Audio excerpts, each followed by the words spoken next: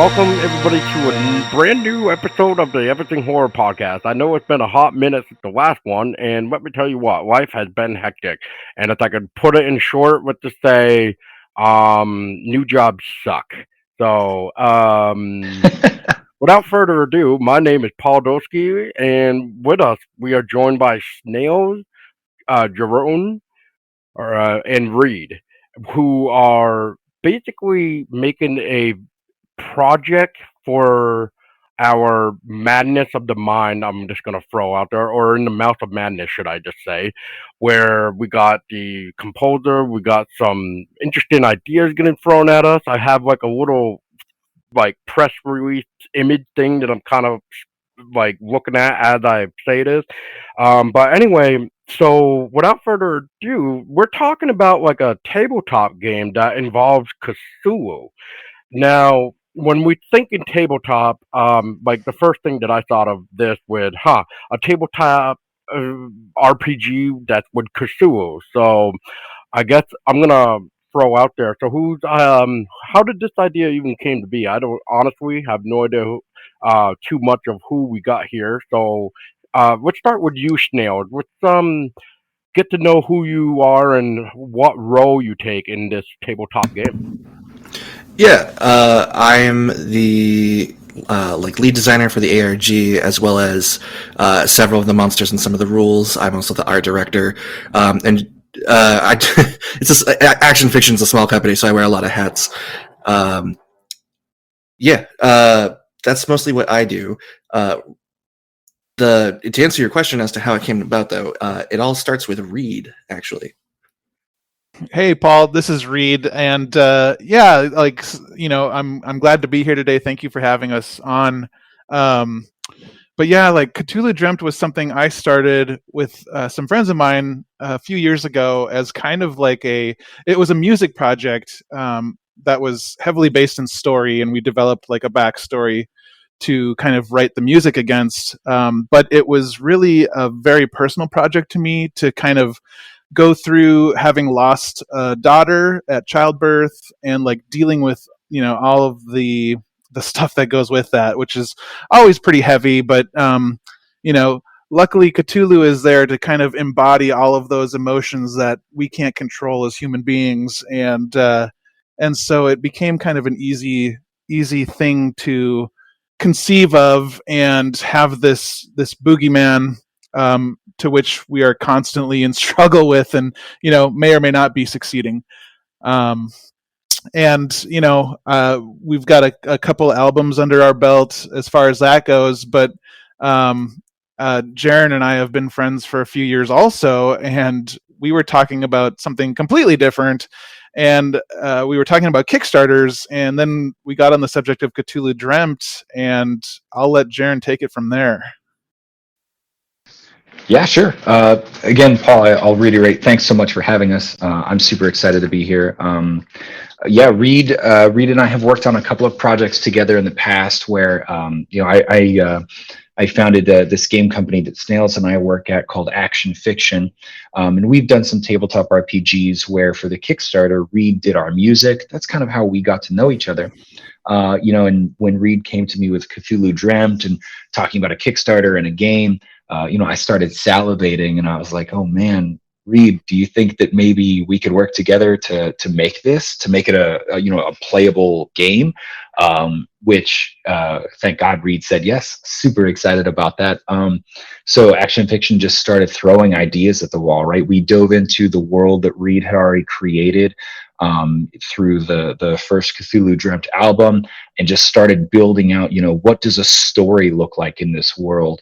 And that kind of winds up with me at kind of in the driver's seat for the project as a whole, right? For the RPG side of things. Like Snail said, we wear a lot of hats. So I'm writing the story for where the album is going to, or for where the role-playing game is going to take us. I'm doing a lot of the mechanics design using a system that a very close friend of ours designed a while ago. We're kind of riffing off of that system. And we're just building it and creating this very cool interactive narrative experience for players to go through. Fair enough. Yeah. I'm like just kind of quickly trying to skim through some of the stuff here for the immediate release. So first off, you guys are, like you said, are planning a Kickstarter, which looks like it's supposed to go up on March 28th of this year, obviously. On top of this, you guys are trying to do a book, a soundtrack, even on vinyl. I think a CD and digitally, which I'm assuming it's saying stream safe soundtrack, so I'm assuming like Spotify, maybe Bandcamp or something, because I know sometimes some soundtracks are even on there. Reed, are you like, am I hitting the ballpark of where I can find your music? Yeah. Cthulhu Dreamt is on all streaming services, and we do have like physical merch available, which will also be available during the Kickstarter, directly from the Kickstarter page and stuff. And then kind of going back to the soundtrack that we're writing for the game, the stream safe portion of that. What it really means is if somebody wants to do like a live play or Twitch their game. They can be playing the music without fear of any like red flags or takedown notices or anything like that. It'll be completely safe to play along with during their stream. Yep. Even if you just want to vibe with it in like your standard stream, which some of the stuff like considering that like it's all lyricless because it's meant to be like a soundtrack to the background. I've been working with Reed on it. They kind of just giving a little bit of feedback and listening as it's been developing, and it's a vibe. Yeah, I mean, one of my favorite things about like books, or not books. Well, sometimes some people like this in a way. They kind of create their own soundtracks just to kind of fit the atmosphere to immerse yourself even more, as you guys are trying to do with this. And like with movies, is what I'm trying to say. Like depending on the music, like you can really get lost in the vibe depending on whatever you're watching. Like in horror genre, you know when the music is picking up, your main character or whoever is in trouble, that type of stuff. So it's really nice to see the different melodies, as I kind of like to put it, because you just never know what is going to happen. Because especially with some sound where it kind of starts very slow, but then it starts to pick up, and then next thing you know, it's like you're getting slapped in the face because something is going on, and whether a main character is getting killed or struggling or something. So it's always fun to see that type of or hear that type of experience, as long as it fits whatever whatever you're trying to Yeah. fit it with, I guess. Now, like you were just saying, and I kind of see like a little small picture here where it looks like it's a double vinyl, which is amazing. And over our, what is it, 150 minutes of music. So that's like 2 hours and 30 minutes of music. So that's amazing. For the tabletop game, uh, which I'm assuming Jaron would be the perfect candidate for this one, and maybe Snail. But how long would you say it would take to play this tabletop game? It's a really good question, Paul. The plan right now, right, is to make each chapter of the game a single session.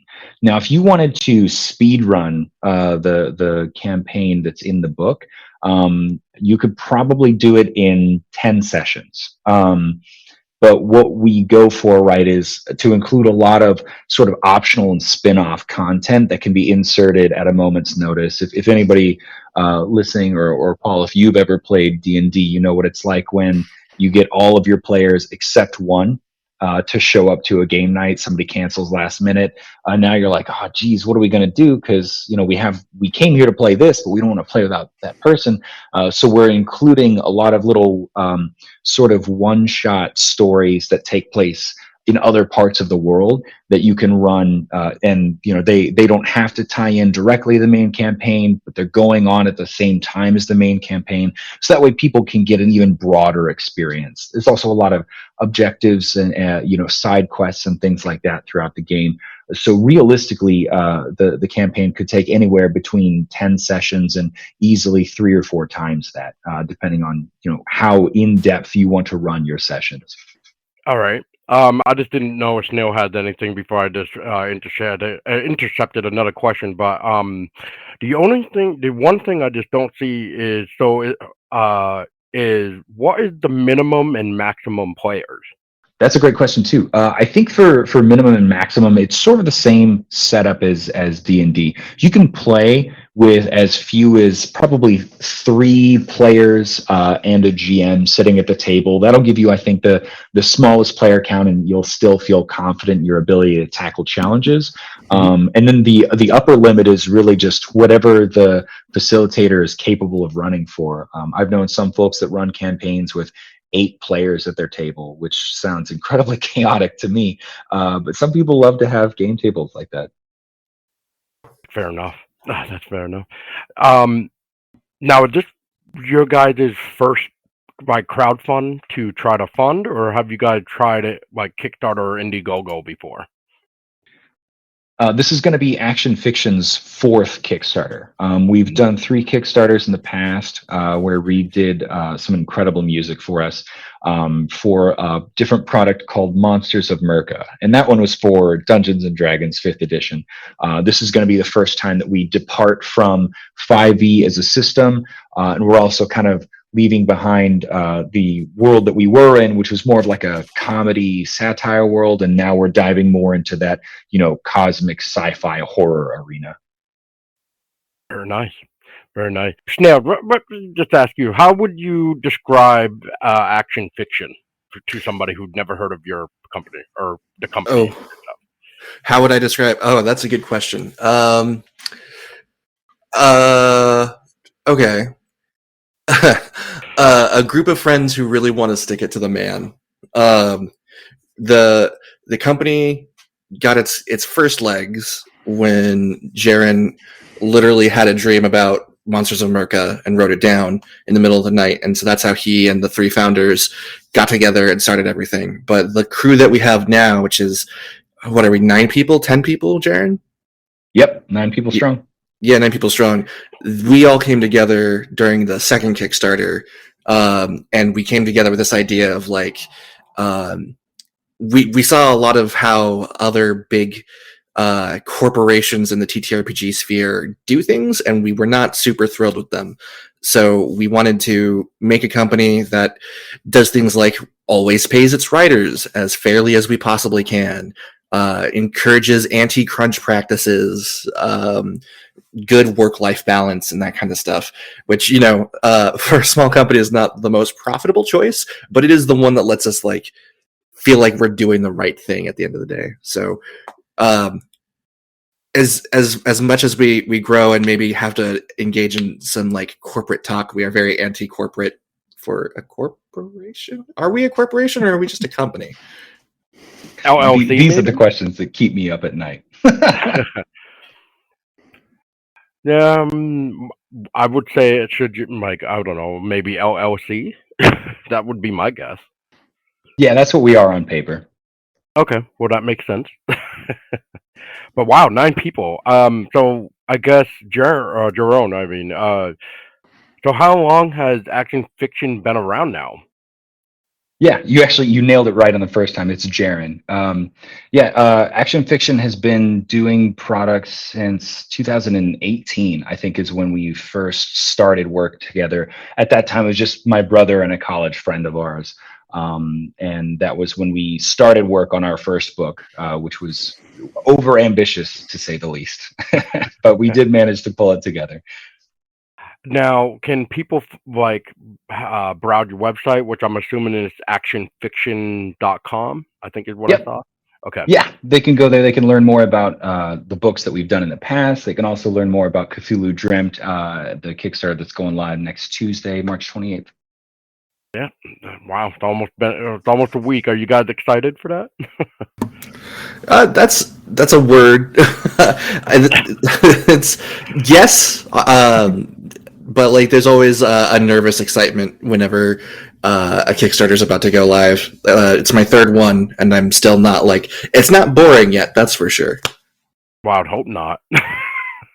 I mean, it's nice to find a platform where other people that believe in such projects can help bring it to life. It's not like you're, I don't know, let's just say, like on the corner, like asking for change. Like I mean, like here's my idea, give me money. um, and no offense to everybody out that maybe do that because I know, like nowadays with everybody like having a hard time with what this world has become, and I'm just gonna leave it at that because I really just don't like talking politics. But I mean, what better way would you be able to get more word out there, especially now with Kickstarter, where if your project is doing well, I think it's in the first 24, 48 hours, you get slapped with the project we love. So you guys will be off to a great start as well. Yeah, Um, that's what we're hoping for. And we've got an awesome team of folks who are kind of helping us along. Liz with Sphinx PR, she's been doing a bunch of awesome contact stuff for us. Rob at Southgate Media has also been really cool about just finding us places where we can talk about this sort of stuff and helping make sure that our ship is airtight before we, send it off on its maiden voyage. that's always a good thing. You want to make sure you double, triple, quadruple check everything before you just hit that go live button. Because yeah, that's always like Snail was saying. That's always the scary part. And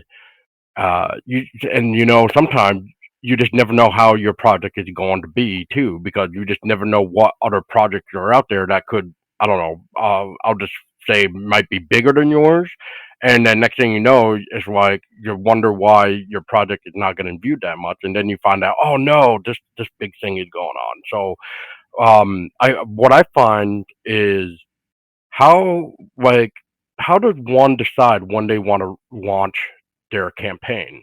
So like between you guys, like you guys wanted the end of the month here. So is there a particular reason why, or is it just more easier for the time being? That's a really fun question because we have shifted our internal plan for that launch date like 3 or 4 times, trying really hard to just make sure that, the most important thing for us is that we go to the Kickstarter when we are ready, when we have everything that we're going to need to go live, so that backers can see really what the product is about. Mhm. And ultimately, we landed on March 28th because we were finally ready, which is great. And also, we had a partner project. Rick Hines is writing a book for 5th edition called The Black Ballad, which is also a really cool horror, after a TPK sort of adventure. And he launched his earlier this month. So we're kind of doing some cross promotion with him as well, so that the stars really aligned for this one. That's Yeah, amazing. it's actually funny. Our very first date that we wanted was I think early March of last year, and we just kept pushing it back and kept pushing it back, like Jaron said, to ensure that quality, and to ensure that the wait for the backers isn't too long when things kind of come out on the other end. So there's a lot of groundwork that goes into designing and developing an entire book. Which is another thing that we wanted to do with the company, is kind of make things a lot more transparent for people. Because if you ask somebody if your grandmother was to ask you, how do you make a book for 5th edition Dungeons and Dragons, it's not a lot of people can really answer that question unless they've done it before. So yeah. Well, I want to take that question that you just said, Snails, and I want to transfer it to Reed, where in this case, Reed, how do you take a book and turn it into a soundtrack?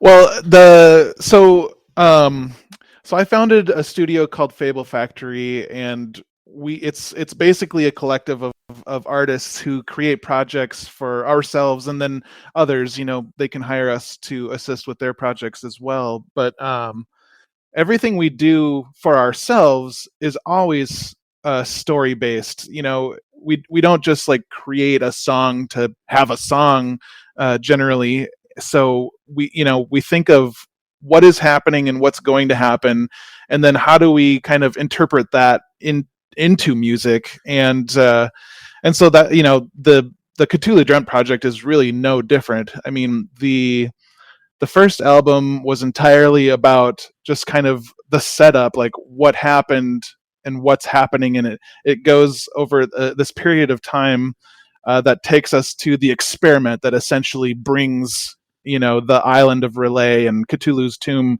into our universe. And then the second album is like this period of time between when that occurred and when Cthulhu actually wakes up. And then the game takes over from when Cthulhu wakes up, and the soundtrack kind of follows along with that. So kind of early on, when the discussions began, one of the very first things we did was essentially outline the campaign.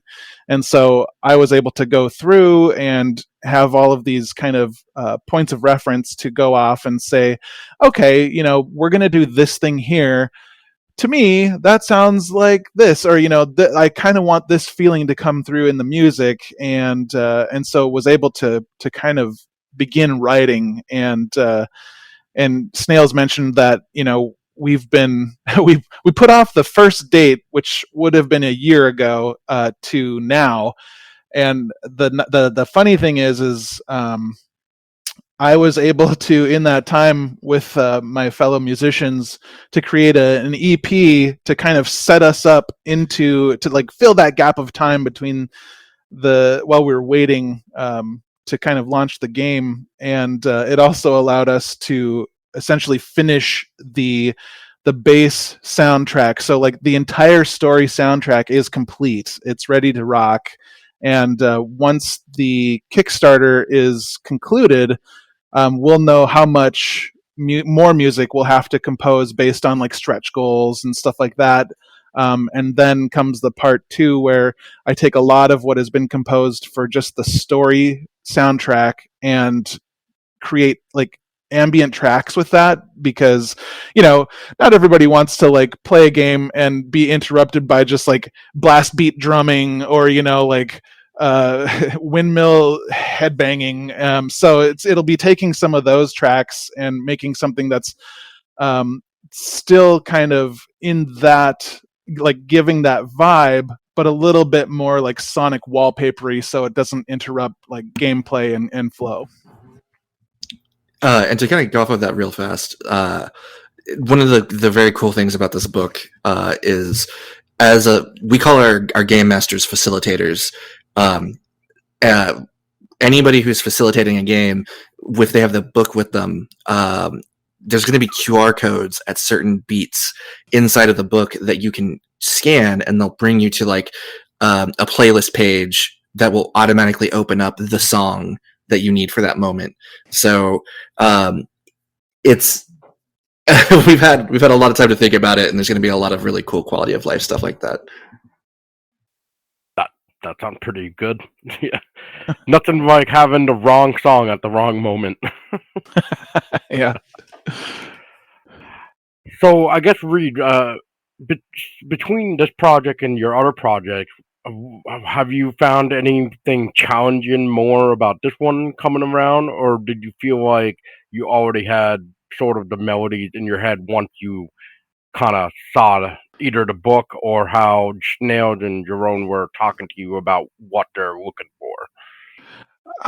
I wouldn't say I had any like different challenge or additional challenges. The one thing that I would call out that makes kind of the soundtrack for the game like pretty special to me is we were able to contract with some different orchestras around the world to perform the music that we wrote. Like myself and a couple others that are in the band, like are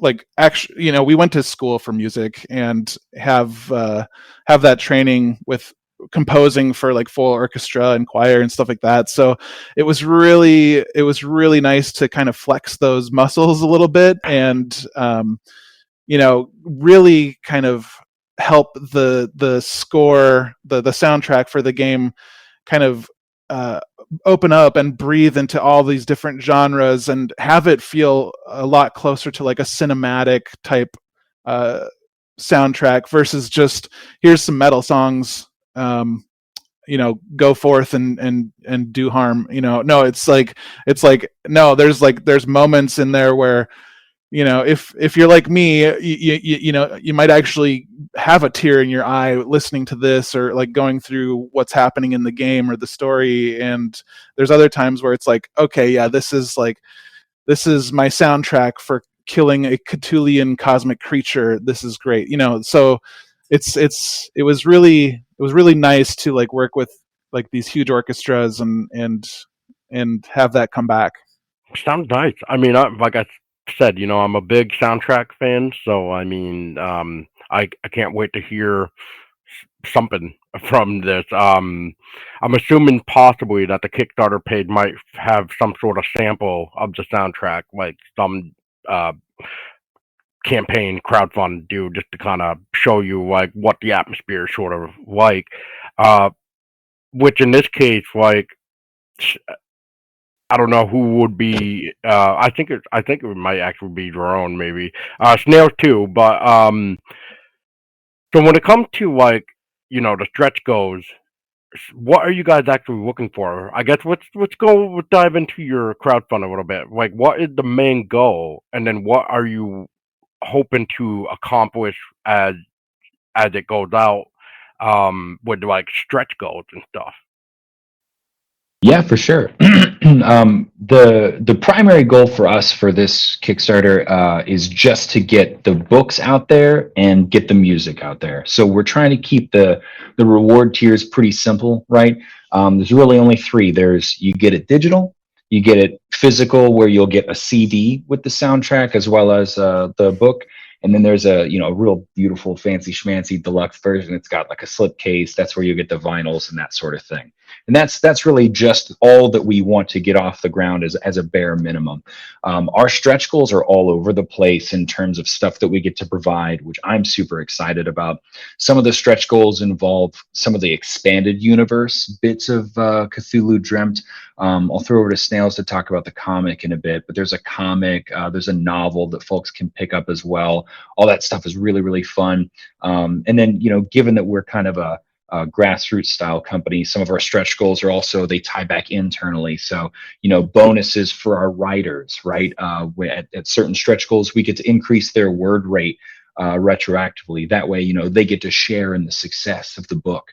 And then some of them are in-book expansions. We can add some more specialties, which is kind of how we approach a class system. We can add more art. We can do better, higher quality printing, that sort of stuff. So our stretch goals get to hit a lot of those markers. The comic is really cool, and I will let Snails talk about the comic. Absolutely.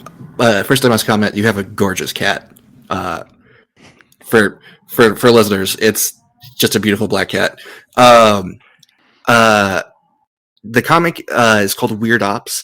It's part of the whole metaverse, and it actually lets you get to see some of the events that lead up to, that I should say, surround the game in the world at the time, and give you an idea of some of the big players.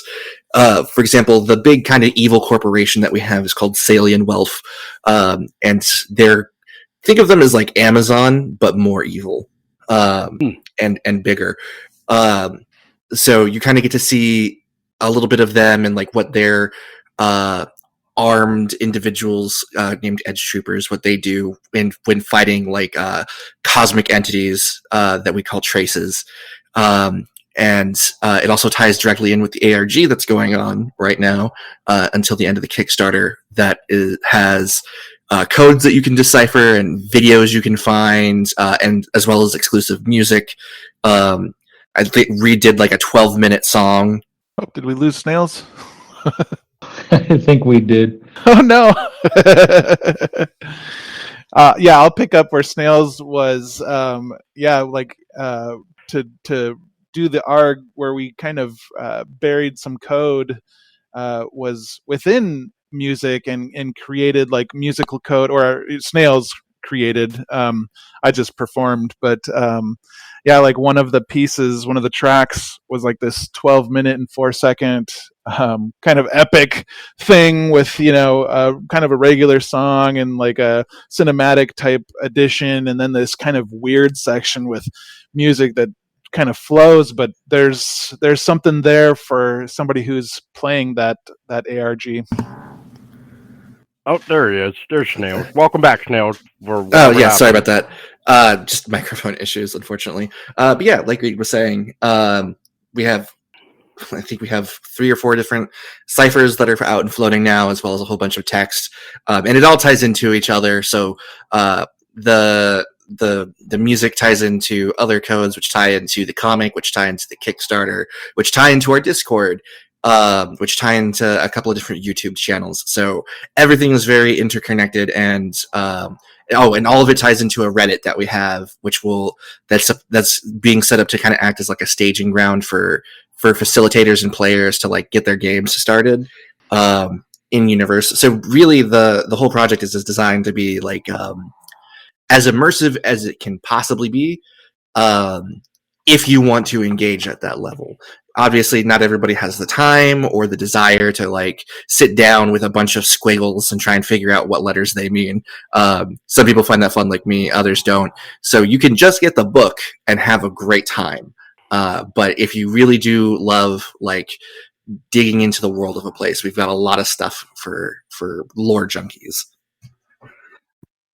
Very nice, very nice. Yeah. So you mentioned my little cat here. So this little guy, his name is Ryder. He is 10 months old. I actually adopted him right on his right as he turned 7 months. He chose me. He actually has a very unique feature. One of his eyes is like a light green, and his other eye is like darker. And when I got him, his right eye, where it was more darker than the other one, was actually showing fogginess, almost like he was blind. However, he's not blind. He just had, I guess, an accident when he was little, and ever since he'd been with me, which I know you can't really tell with the video and stuff, but you don't see the fogginess in his eyes anymore. So it cleared up ever since he'd been in his new home. Oh, So nice. yeah, so I don't know what happened to him and stuff, but let me tell you what, this is a little terrorizer.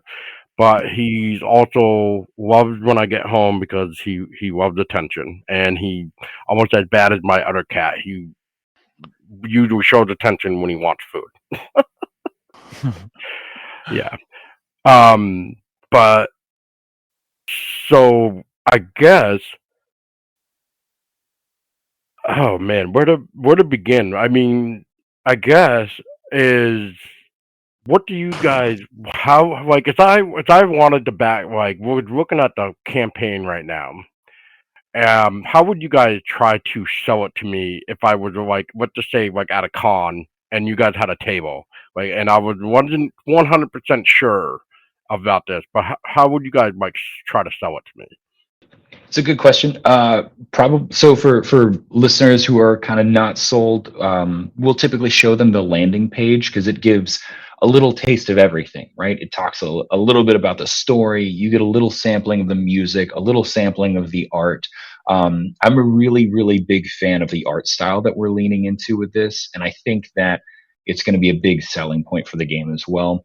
We're leaning into a sort of like declassified documents and field guide art style. So a lot of our creatures are, you know, watercolors or sketches. A lot of our landscape shots are stylized as like analog photography or Polaroids.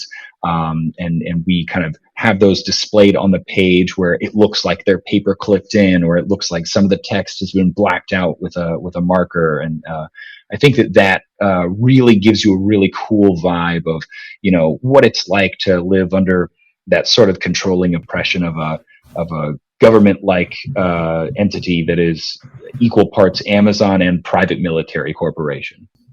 Yeah, and to follow up on that, I'd say from a gameplay standpoint, we have 10 specialties, which are our version of classes, and the system is called Sojourn. And like Jaron mentioned earlier, it was created by a friend of ours named Adam Buffoni. It's if you like Dungeons and Dragons, but you feel like maybe there's too much combat or that you don't get to experience the journey enough, then Sojourn is for you.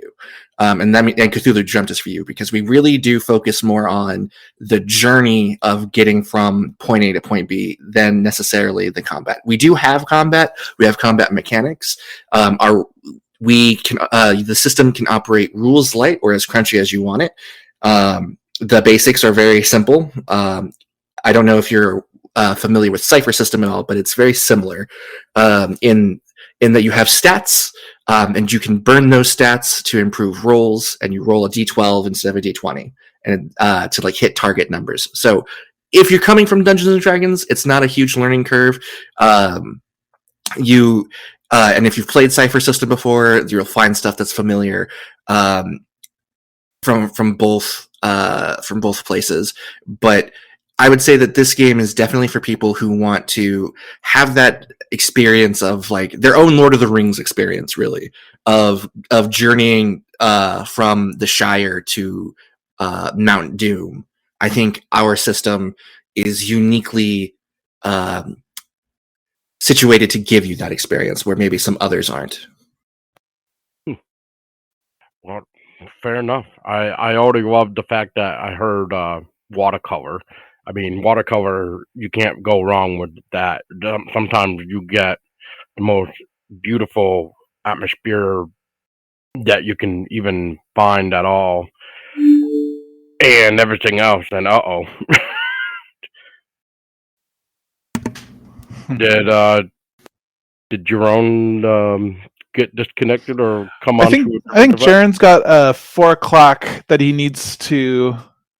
It is almost 4. So Jaron is probably going to have to like pop out here in a second because he's got work stuff. I know he might be shifting situations. Oh, there you are. Yeah, sorry, my phone disconnected and immediately rejoined the interview here. Well, if you need to get going, I mean, I don't want to keep you too, but I'm just trying to figure out, like, is there anything else that I didn't catch on with, that I didn't ask you before you have to go? Like, is there something that you would like to share that I haven't asked you yet? Nothing from me yet. I fully trust Reed and Snails. They're great partners. So if you think of any questions and you're like, damn, I wish I would have asked Jaron that, feel free to ask Reed or Snails, and I feel like they can speak pretty well for me. All right, fair enough. Well, Thanks so much, Paul. Yeah, thank you. Absolutely. Have a good one. You too. All right, so Snails and Reed, I mean, you heard him. He trusted your word. So I mean, oh no! Oh no! No. I mean, with all fairness, I mean, it sounds like I think I picked you guys' brains pretty well. I mean, I honestly can't think of anything else more to really ask without feeling like I'm just beating a dead horse, or in this case, a dead fish. Ha ha ha. You know, Cthulhu. Ha ha. Yeah. Anyway, yeah. So I guess it sounds like with Stretch Gold, you want to add more to the books, more soundtrack, if possible. I guess I honestly don't know where else to go with this. So, I mean, like if somebody were to come in new to a tabletop role playing game, would it be easy for them to understand versus like somebody coming from D&D? Absolutely. We have pre-generated characters that you can kind of like pick up and play, as well as like a character creation system, and it really is. It is very easy to get in on the ground floor. One of the things that we were looking at when we were kind of touching up the system to make sure that it worked for what we wanted with Cthulhu Dreamt is we wanted it to be accessible to anyone at any level. So because a lot of people really do enjoy number crunching and opening up a book, their 15th TTRPG. But I also have friends who who have expressed interest in TTRPGs and maybe they don't like math, don't necessarily see the appeal. So I wanted, I know that I wanted and Jaron wanted to make sure that it would appeal to them too. Fair enough. Fair enough. Well, I guess. Um, I mean, honestly, I feel like I've asked everything that I possibly can, and I mean, Snails and Reed. I mean, is there anything that you guys need to throw out there that would seem important? Because I mean, otherwise, I feel like we hit everything that we possibly can right now. Yeah, I think like for me, the only thing I would reiterate now is while we're waiting for the Kickstarter to go live, which the pre-save page is live now on Kickstarter, but a person can go to cthulhudreamt.com and get that preliminary information about the game and the story and the music and get samples of the art and stuff like that. So that would probably be the only thing I would say, is just to reiterate that point. Yeah. For me, I'd say, Kickstarter is live on March 28th. We'd love to see you there. If you're interested at all, but you're not certain, the Action Fiction Discord is open to anyone to come in. We're decently active there, and we have a great community that we've been fostering. And if you want to engage with the ARG or even just see what an ARG looks like when people are engaging with it, we have channels there for that as well. So even if you don't want to do the codes yourself, but you just find the whole thing neat, you can just pop by the Discord and tell us that Paul sent you. If not, then Cthulhu's gonna hunt you down and murder you all in your sleep, I guess. Oh no! Oh no! No. In all fairness, I mean, I hope Cthulhu sends you into a good lullaby and you just don't wake up from it. I mean, sorry. I'm sorry.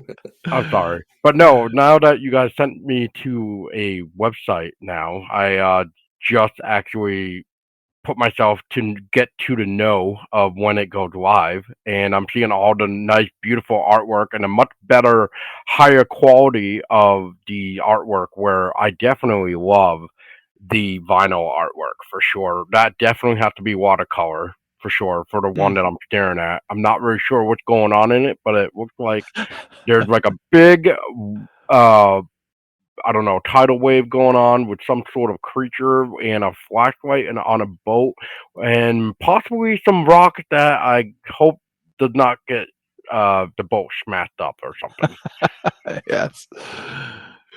Yeah. But yeah, this sounds like a really awesome game, and I mean, for to share with everybody in the world. Unfortunately, though, I don't really have that much friends, so I mean, this would be hard for me. But I mean, I have to say, I'm always a soundtrack person. So if there's an option to just get the soundtrack, that would be amazing. There is. Yep. Yep, you can absolutely just get the soundtrack if you want. Our Kickstarter is structured so that way you can back at $1 and get basically anything you want as an add-on. So if you're like, hey, Reed's music is super cool, but I don't like TTRPGs, you can 100% just get that music. Perfect. Then you already sold me for that much. Boom. Thank you. Score. Now, I guess the only thing is, I hope it's not. Well, I'm assuming because of it being vinyl, it has got to be a little pricey because depending on where it's getting developed and stuff. But I mean, I don't really know. But yes, that is awesome that you can do that. Just pledge $1 and then be like, oh look, here's add-ons, and then you can be like, look at the beautiful add-ons. Right. It's hard to avoid sometimes. It really is. And I mean, I hope you guys have like a really good success. And so Reed, again, you said your company for your music is Fable Factory. Yep, fablefactory.org is my website, but yeah, like my music that I do for media is streaming everywhere. Just Reed Reimer is the artist name, and then the website can kind of show everybody else like other stuff that's happening too. Very, very nice, very nice. And I get to just to wrap things up a little bit is, So what got you guys into the horror genre to begin with? So was it like, I don't know, a favorite book, favorite movie? Did you have one of those times where you just had to sneak downstairs to see what your mom and dad were watching? Snail, we'll go with you. What got you into the horror genre? I mean, for all I know, maybe it was H.P. Lovecraft because we are talking Cthulhu. Um, oh gosh. So I was actually thinking about this the other day because I was listening to your podcast, and you were talking about your experience sneaking down, and I think you said you saw The Thing, or Bram Dracula. Bram Stoker's Dracula. That's it. Thank you. And it got me thinking about how I wound up in the genre myself, and it's actually my mother's fault. One of the first like horror movies I ever saw was The Creature from the Black Lagoon, in black and white. Yeah. And I was like, I want to say 6 or 7 years old when I watched that. Wow. And yeah, so naturally when he tore people apart, I was a bit scared. But then she paused the show to the movie to show me where the zipper was on his suit. So that way I would be able to sleep that night. And ever since then I got hooked. I got bit by the bug. And I was just that, and I love comedy, and I've always felt like horror and comedy are two sides of the same coin. It's really just a matter of extremes. Yeah, I'd have to say it's that Creature of the Black Lagoon, classic. If you haven't seen it, I recommend it. You can't go wrong with Universal monsters, that's for sure. Reed, what do you got? What got you into the genre? Oh, I mean, my parents pretty much raised me on TV and movies, and I mean, some of the stuff early on really had a traumatic effect on me. Like Enemy Mine is one of the first ones I can remember keeping me awake at night because of the creature in the pit that sticks out that long tentacle thing. Like there were so many nights I couldn't sleep because I swore that tentacle was coming up beside my bed and was just like ready to grab me. But I mean, horror is one of those things where it freaks me out, and like I don't always want to feel that way, but when I do, I'm glad it's there. And like Cthulhu, like the Cthulhu mythos is probably one of my favorites, just because like it's so like esoteric. Like we're not even supposed to be able to comprehend, Cthulhu and his ilk. So it's really fun to kind of consider that when you're thinking, oh, it's this man beast hybrid thing, but in reality, it's kind of like a biblical angel. They're drawn traditionally as like humans with wings, but in reality, like if you directly interpret it from the Bible or wherever, it's these freaky amalgamations of eyeballs and wings, and it's like probably way more terrifying than like soul saving. So yeah, I appreciate that aspect of the genre. That's amazing. And I will touch on what Snail was saying since he was listening to that episode for Reed anyway. So yeah, Reed, I was like 8 years old or something, and I was hearing something downstairs, and I couldn't figure out what it was. So obviously, me being a curious 8-year-old, I somehow managed to go down my stairs, which is noisy as hell. Somehow snuck around the corner just enough so that I could peek and see the living room TV. And I just happened to be at the part during Bram Stoker's Dracula where I can't remember the character's name, but I want to say it was like Mina on the table with the werewolf. And I'm just like watching a couple seconds of that, and that's when I'm like, okay, I don't know if I should watch this anymore. So I like somehow managed to ninja my way back upstairs and just like I guess fall back to sleep because it didn't really terrify me that much. But it was just like, what the hell did I watch? That's awesome. Yeah, so that was like my first experience into it, and then I kind of saw the old black and white TV show of the monsters. I used to watch that with my grandparents and my parents and stuff, and yeah, and then next thing you know, I saw Tremors and stuff, and I was just like, I couldn't get enough of it. Yeah, Tremors, classic, so good.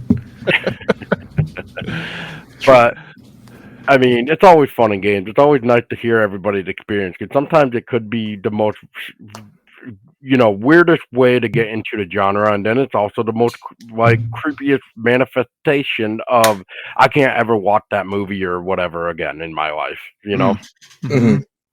But on top, I guess for to wrap things up, Snails Reed, thank you so much for your time. I know we kind of discussed it like a kind of a few seconds ago, but we'll do it again just for everybody to get out a piece of pen and paper now for the listeners.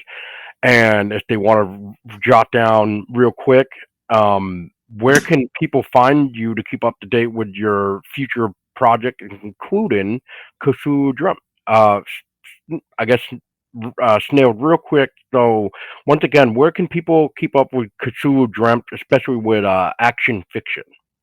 Yeah, you can go to find Action Fiction on Twitter. You can go to our website, actionfiction.com. If you go there should also be links to our Discord, where we post announcements for everything. And those are probably the best places to go. I would recommend the website above Twitter. Fair enough. And read one more time for your music if anybody wanted to, kind of find your catalog.